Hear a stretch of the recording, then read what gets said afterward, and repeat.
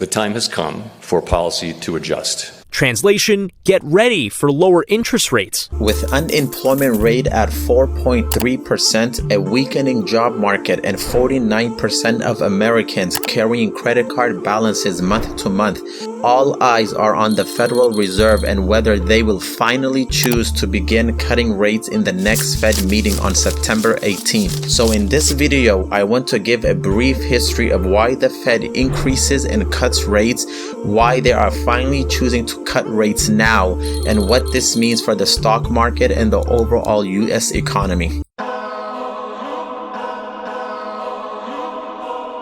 Mark Twain is quoted to have said that history doesn't repeat itself, but it often rhymes.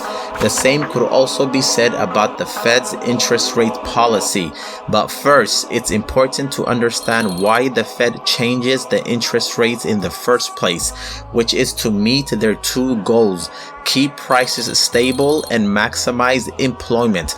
But they have two main goals. One is to ensure stable prices and low inflation, and the other is to make sure that the labor market is strong. When the economy starts overheating and inflation begins to rise, the Fed raises interest rates. On the other hand, when the economy is weak and unemployment is on the rise, the Fed may choose to cut rates. That's going to require the Fed to tighten interest rate policy and do our part in getting inflation back down to our 2% goal.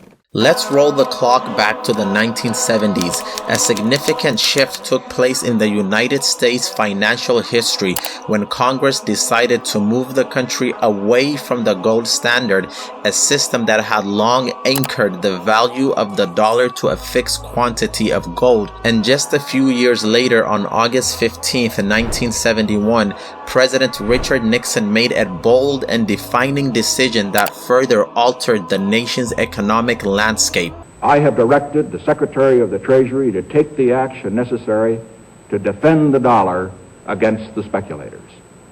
I have directed Secretary Connally to suspend temporarily the convertibility of the dollar into gold or other reserve assets, except in amounts and conditions determined to be in the interest of monetary stability and in the best interest of the United States. President Nixon announced the suspension of the dollar's convertibility to gold for foreign governments, ending a practice that had allowed countries to exchange their US dollars for gold at the established rate of $35 per ounce. This monumentous move marked the end of an era and set the stage for a new chapter in the global financial system. Enter the 1980s. Under Federal Reserve Chairman Paul Volcker, the Fed's fund rate reached unprecedented rates. And when you tighten monetary policy like that, it drove the unemployment rate up to 10%. This was largely due to Volcker's efforts to tackle inflation, which skyrocketed to a record of 14.6%. In an effort to fight inflation, the Federal Reserve took drastic steps of intentionally triggering a recession. At the start of the 1980s, the target Fed's fund rate was set at 14%, but by December 5th of that year, officials had raised it by 2 percentage points to a record high of 19 to 20%.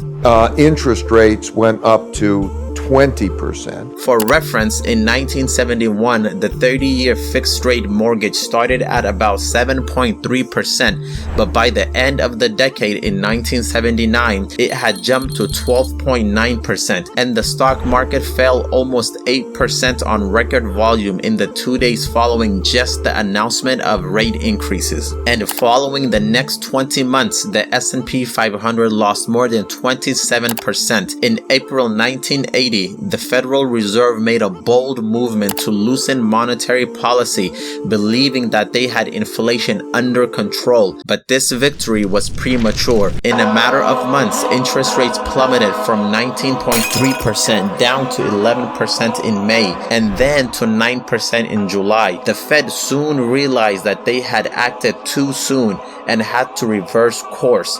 By 1981, with inflation still raging, the Fed's fund rate was back above 19%, a level that seemed almost unreal, which marked the beginning of the second Volcker recession.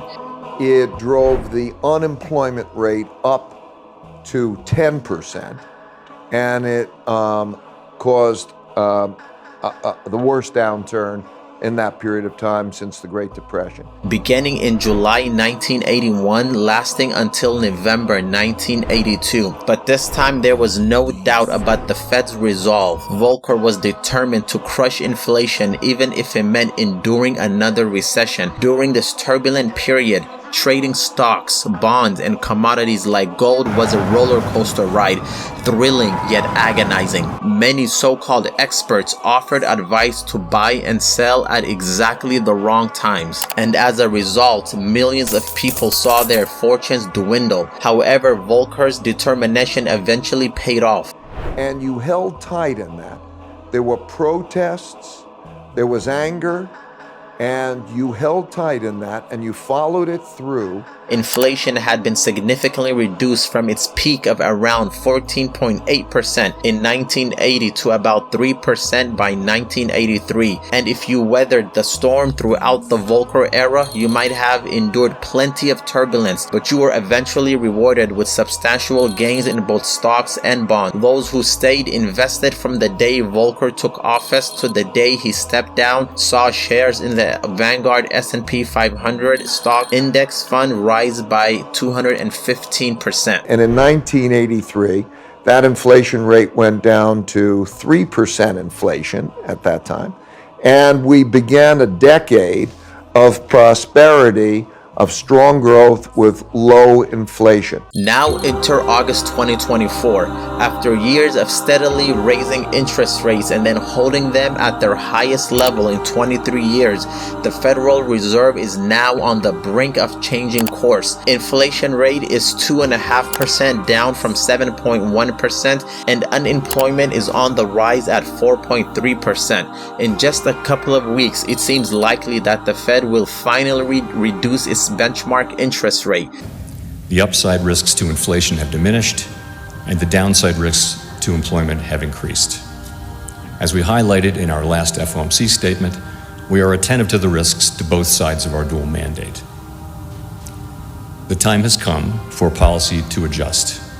This is good news for consumers as it could lead to lower interest rates on mortgage, car loans, and credit cards, making borrowing and spending more affordable. Says to support improved lending, home buying, and auto purchases. It also, we know, brings down the cost of purchasing durable goods, things like washing machines and dishwashers. And Joe points out, tends to drive down the cost of variable interest rates on credit cards. But while a lower Fed's fund rate might seem like entirely good news for consumers, the reality is more nuanced.